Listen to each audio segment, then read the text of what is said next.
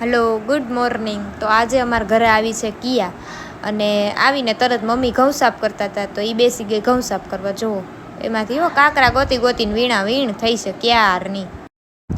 પછી કિયાને લાગી ભૂખ અને એ વેફર માંડી ખાવા અને પછી વળી પાછું કે હાલો ઘઉં સાફ કરવા. તો વળી માંડી ઘઉં સાફ કરવા. જુઓ ઢગલા મોઢે ઉલારતી હતી ને પછી એને માસી બાંધતી હતી, ગાંડા કાઢતી હતી. એમ જ કહેતી હતી તમારામાં બુદ્ધિ જ નથી. બે મસ્તી કરતા હતા સામે સામે. એ તો તોય મસ્તીમાં મશગુલ જ હતી, કોઈને જવાબ દેતી નહોતી. પછી મને કે હાલ હવે તારો વારો.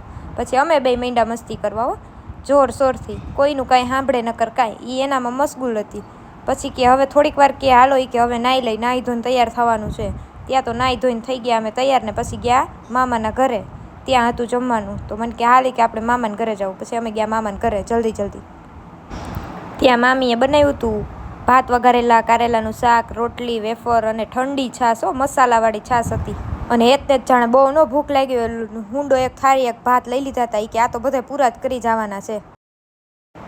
બધાને ફૂલ ભૂખ લાગી હતી. અને આ બેન તો પ્રચારમાં જ પડ્યા હતા. પોતે નવીનું કારેલાનું શાક બનાવ્યું હતું ને તે પોતે નવીનું કારેલાનું શાક બનાવ્યું હતું ને ભરેલું મસ્ત. મને કે કેવું બેનું ચાક તો ખરી, મને કોઈ દી ભાવે નહીં તોય ધરાર મને જ ચખાડ્યું તે. તો આવા જ મિની વ્લોગ અને શોર્ટ વિડીયો જોવા માટે જલ્દીથી સબસ્ક્રાઈબ કરો મારી ચેનલને.